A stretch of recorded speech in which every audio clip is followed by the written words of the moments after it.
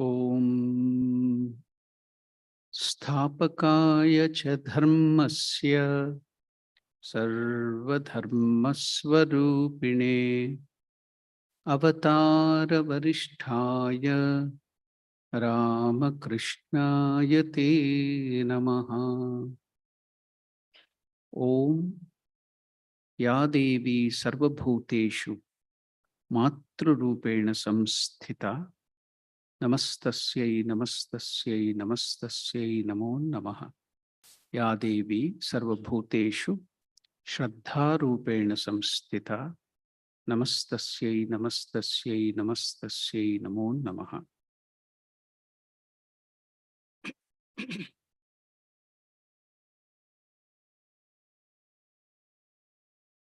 Most of you know about yoga and pranayama.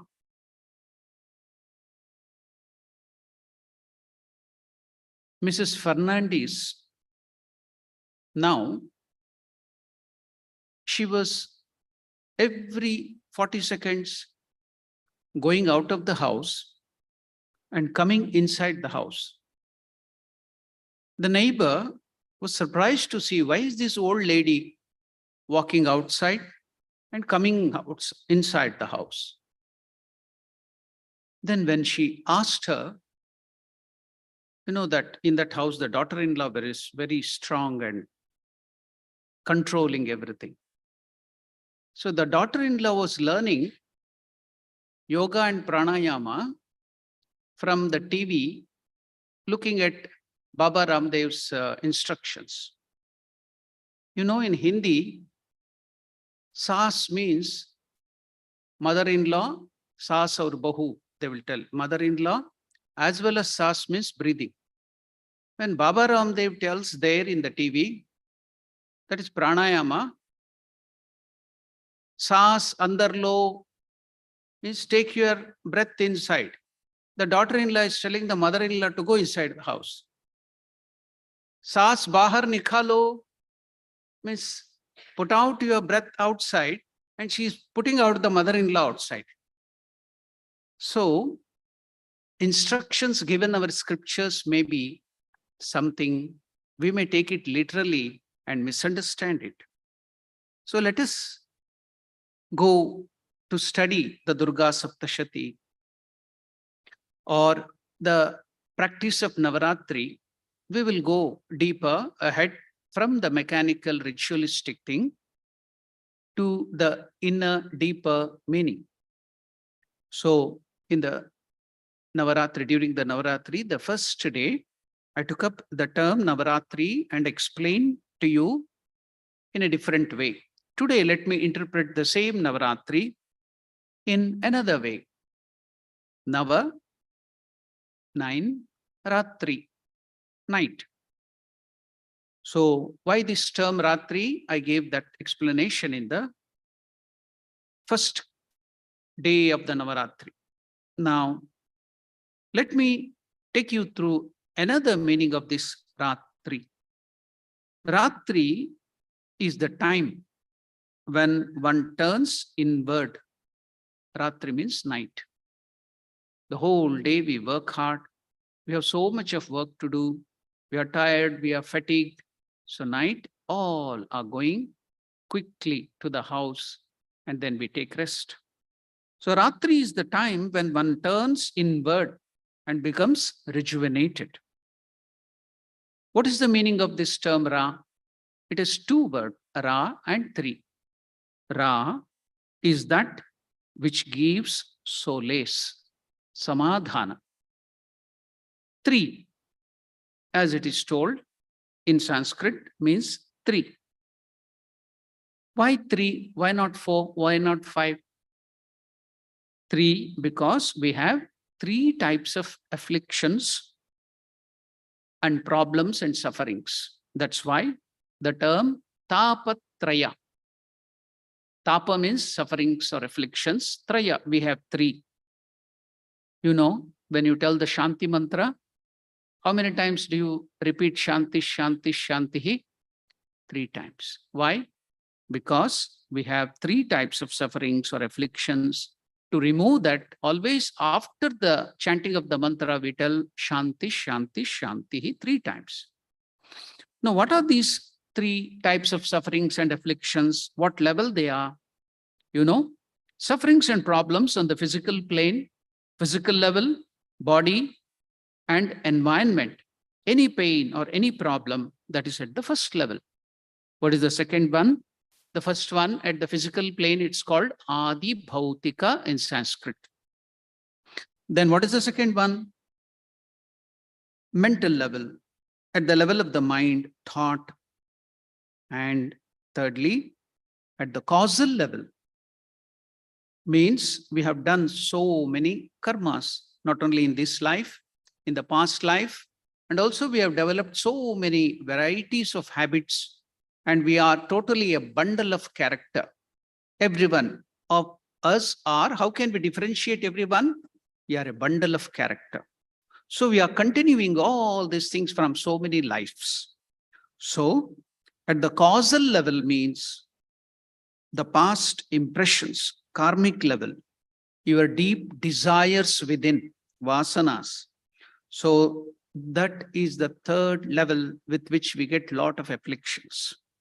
So Adi Bhautika, Adhyatmika, Adi Daivika. These are all the 3 levels of problems and affliction. So what is meant by Ratri? That which gives solace or samadhana at all these 3 levels is called Ratri. So how can we connect that to Navarathri? Navarathri is the time when the spiritual seeker, sadhaka, go deep within to rest, to refresh, to get rejuvenated, to become free from all these 3 types of affliction and start the year afresh. So now you have come to know the very deeper meaning of Navarathri, isn't it? Now, have you noticed when we give up our body and go to the next life, because as Hindus, we believe in reincarnation or life before this life or life after death. So now when we give up our body, before getting a new birth, we stay in the womb of the mother. How many days? 9 months. So this Navaratri, 9 days, is compared to the 9 months which we spend in the womb of the mother and come out as a new life. Now, another thing which we have to understand is so many varieties of demons we can see the Divine Mother is killing them. Okay, at the physical level, that's good. These are all the different types of problems we face.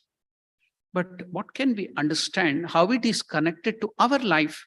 That too in the modern day, how can we understand these demons? What is that to us?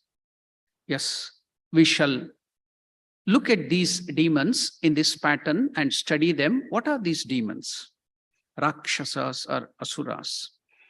We read the Devi Mahatmyam or Saptashati or Chandi, which talks about the destruction of various demons by the Divine Mother. This has beautiful inner meaning. Devi represents the power of consciousness, Shakti. All the names of these demons, have you any time gone into that and studied the meaning of that name of the demons? Not at all. The moment we hear the name demon, we get afraid and we will not even think of it. So now all the demons are very symbolic in nature, the names of them. The first group you can see in the Durga Saptashati. Now, what are the first group of demons? She slays, she destroys are Madhu and Kaithaba. You have heard this, Madhu Kaithaba Nashini. The Divine Mother gets the name Madhu Kaithaba Nashini. So what is this Madhu? Madhu, another name for sweetness, or even it stands for honey. Honey, the name of honey is also Madhu. So here, Madhu stands for our cravings of enjoyments, this bodily lust and enjoyments, and Kaitaba for aversions, likes and dislikes. Then what are the other group of demons? Or you can see another name which pops up in Durga Saptashati or Chandi is Dhumra Lochana. What is the meaning of this Dhumra Lochana? Dhumra means smoke, whose Lochana means eyes, whose eyes are smoky.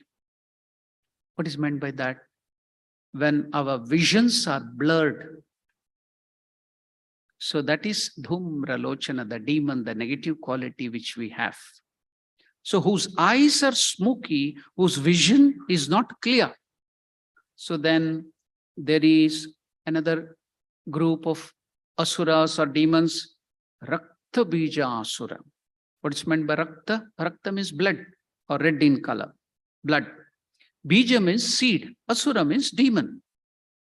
So that means seeds which are there in the blood, which refers to the genetic problems, the diseases, all those diseases which come to us because of our past karmas in the form of different diseases, which are in our own blood and genes, all different types of demons depicted here as Rakta Bija Asura.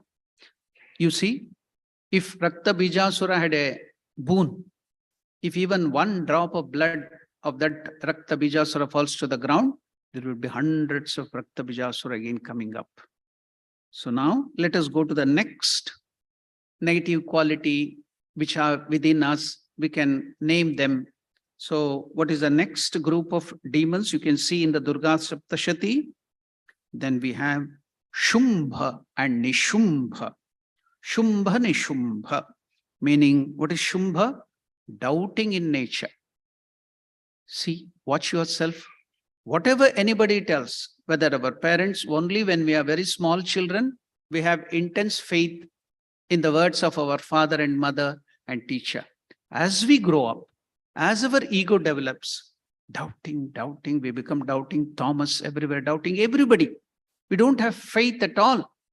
So Shumbha is doubting everything.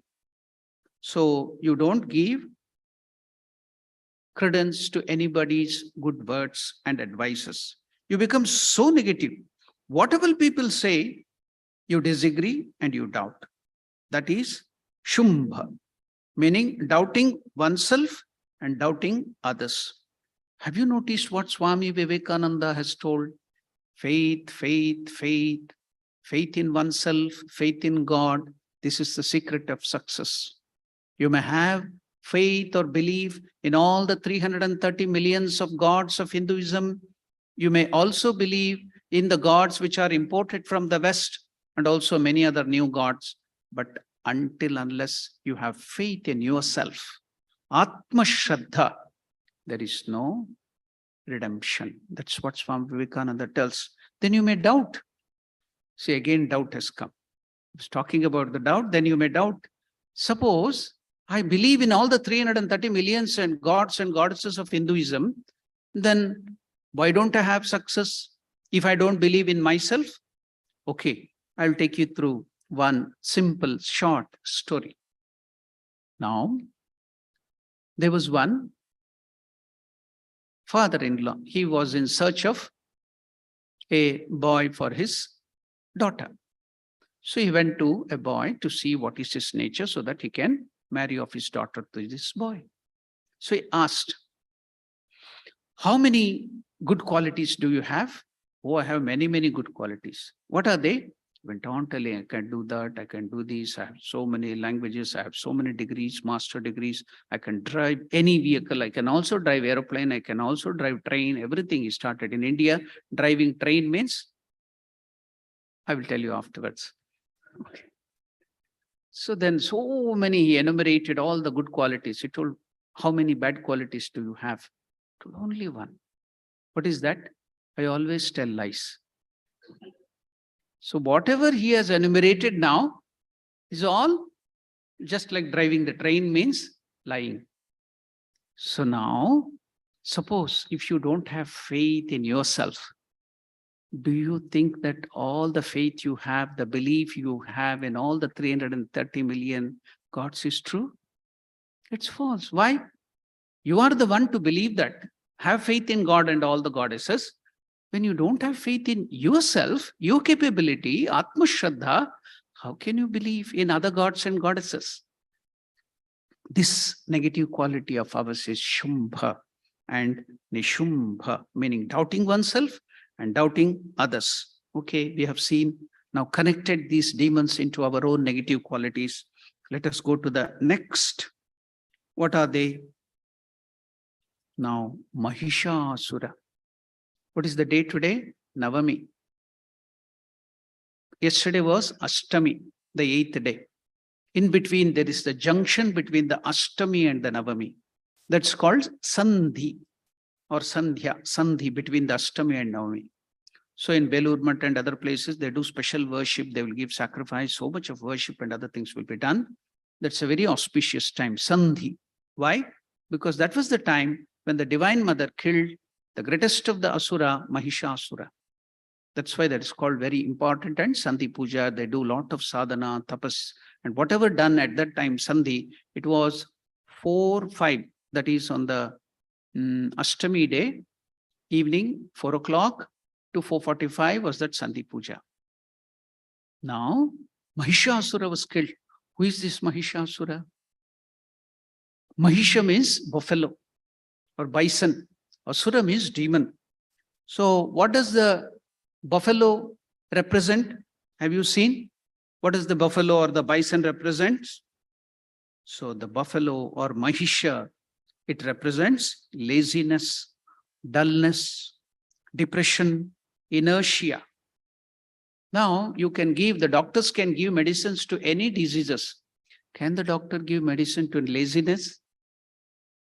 You have to come out of it. No medicines for laziness. You yourself have to come out of it. So this is Mahishasura, the negative quality, the biggest negative quality which is within us. Laziness, dullness, depression, inertia. So now the last group of the demon. You know why the Divine Mother gets the name Chamundi? Because she killed these demons, Chanda and Munda. That's why she is called Chamundi. Chanda means one who opposes everything and everybody. He does not agree to anything. Sometimes our minds become so negative. Whatever people say, they disagree, and we do not listen to anybody. So any example of that? Yes, again, I will tell the story of a father-in-law was searching for a boy to marry him off. He went and asked one of the boy, now, what are your negative qualities or your weakness? How many do you have weakness? Only 2. What is that? Only 2. Wonderful. I'm very happy about that. You have only 2 weakness. What are they? The first one is, I'm not so intelligent. I'm a dullard. Oh, very good. My daughter is very intelligent. She can manage you. Don't worry. And what is the other thing? I don't listen to any advice of anybody. So what is the use of the intelligence of the daughter now? If he doesn't listen. So these 2 qualities are enough for us to be destroyed. No more qualities. So here, Chanda means you don't agree or listen to anybody. One who does not have the quality of patiently adhering to the advice of the seniors, the father and mother. So that negative quality, we do not listen to anybody. Then what about Munda? What is that demon called Munda?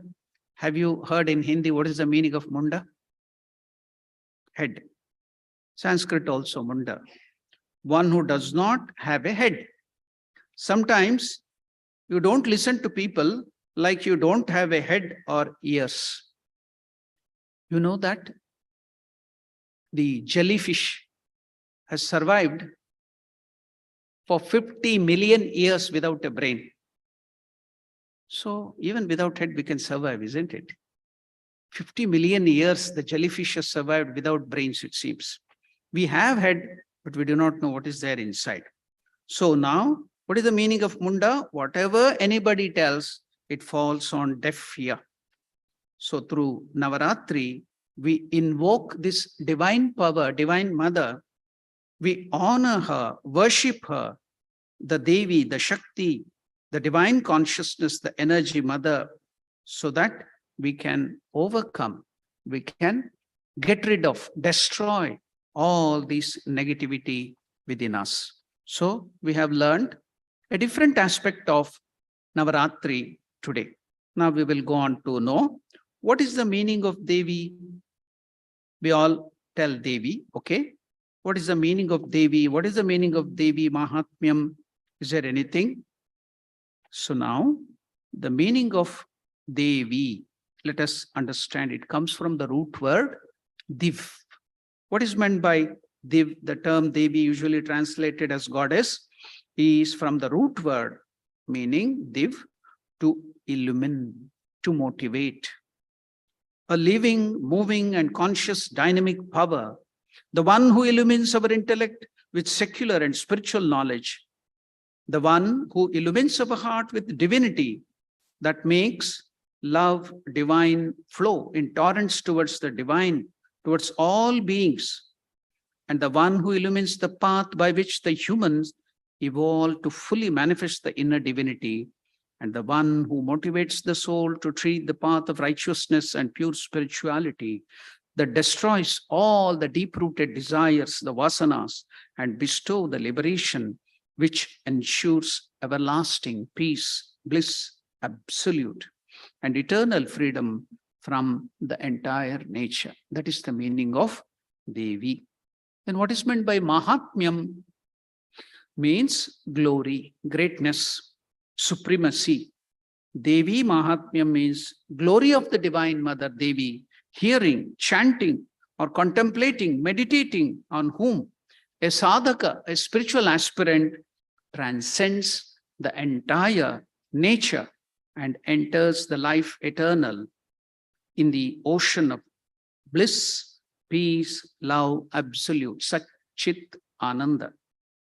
Now we have heard about the Chandi or the Durga Saptashati, the Devi Mahatmyam. We have come to know the meaning of it. Now, the Chandi means terrible. Why did she take this terrible form? The three main aspects of Divine Mother, Mahakali, the destructive, retractive power, Mahalakshmi, the power that preserves, sustains, the Mahasaraswati, the creative, illuminating power, are together called Durga. So now we have come to know what is Durga.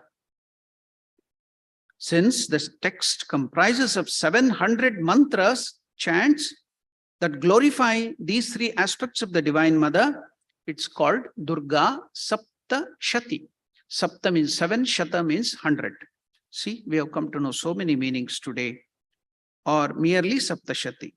Now, it is also commonly known as Chandi, because in all her three aspects, what is happening? Her love for the righteous, that is all the devotees, we all of us, dutiful and love-filled, compassionate beings, is seen to be taking a terrible form. What is this irony? To show us love, she's taking this terrible form. How we can't understand it all. It's confusing. Her love for the righteous, dutiful, is seen to be taking terrible form to destroy the evil which is trying to overpower them. And the word Chandi means the terrible. So how can we understand that? The benevolent has become malevolent to maintain law and order, harmony and peace. In and through this battle, she is joyfully radiating the light of resplendent regeneration. We have seen the lioness, isn't it? Lioness is a terrible animal for all other beings, even including human beings. But the lioness, for her own cubs, so with her canine teeth and the claws, she can cut asunder any animal. Just one beating of that claw is enough, or one bite is enough. But the same canine tooth, for her own cubs, The lioness is ever a loving mother. She grips that baby so softly.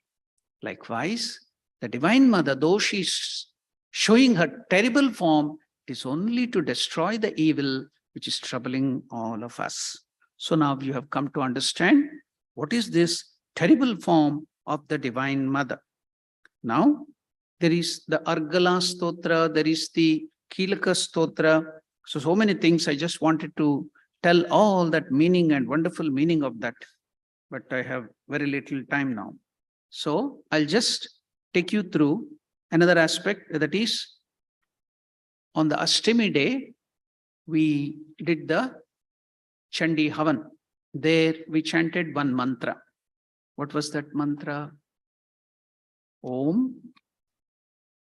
Hrim, Aim is also there. Om, Aim, Hrim, Klim, Chamundayai, Viche. So we will know the meaning of this. What is meant by Om?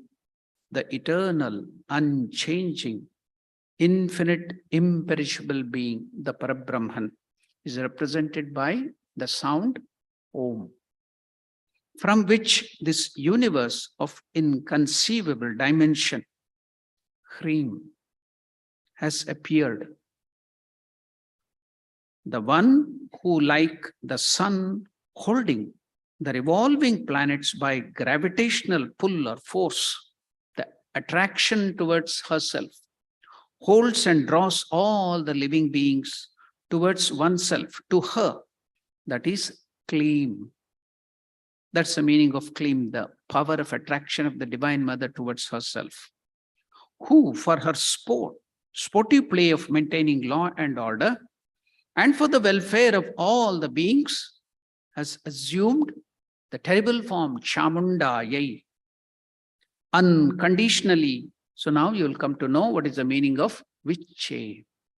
I unconditionally give myself. The person, the sadhaka who is repeating this mantra, that person is telling, I unconditionally give myself entirely, without any residue, once for all and forever.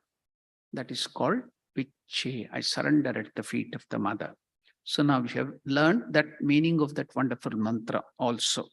So now, with some special words of Swami Vivekananda about the Divine Mother, I will end my talk. What has Swami Vivekananda told about the Divine Mother? Anything special? Yes. Vivekananda tells, Mother is the first manifestation of power and is considered a highest idea than Father. With the name of the Mother comes the idea of Shakti, divine energy and omnipotence. Just as the baby believes its mother to be all-powerful, there may be a rowdy or a burglar coming there with all the arms. The baby, 5 or 6 years old, it is not afraid of that burglar or that ruffian. It will tell, wait, I'll go to my mother, I'll bring my mother, she will punish you. Because that baby has that faith in the mother. So likewise, Vivekananda is telling, just as the baby believes its mother to be all-powerful, able to do anything, the Divine Mother is the latent power sleeping in us. Without worshipping her, Vivekananda tells, we can never know ourselves. All-merciful, all-powerful, omnipresent are attributes of the Divine Mother. She is the sum total of all energies in the universe. Every manifestation of power in the universe is Mother. She is life. She is intelligence. She is love.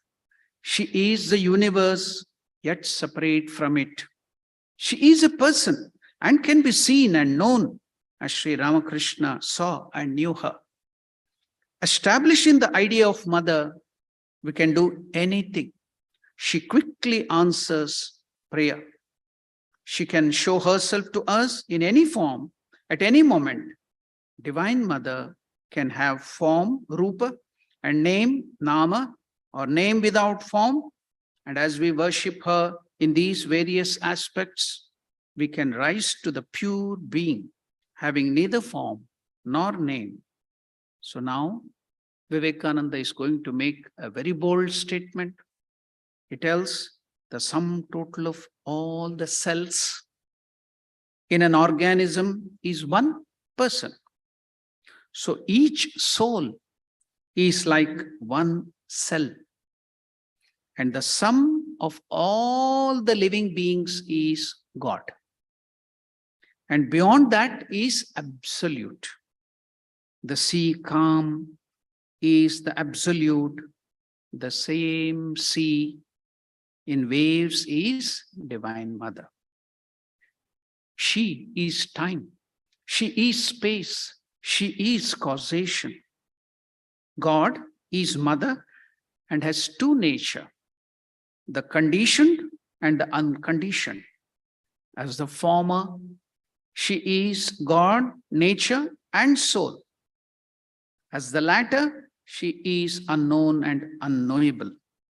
Now comes the bold statement of Swami Vivekananda, note it properly.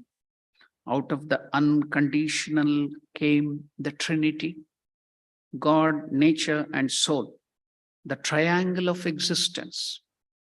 A bit of this Divine Mother, a bit of this Divine Mother, a drop was Krishna. A drop of this Divine Mother was Buddha. Another drop was Christ. Worship her if you want bhakti and gnana, love and wisdom. Om Shanti Shanti Shanti Harihi Om Tat Sat Sri Ramakrishna Arpanamastu.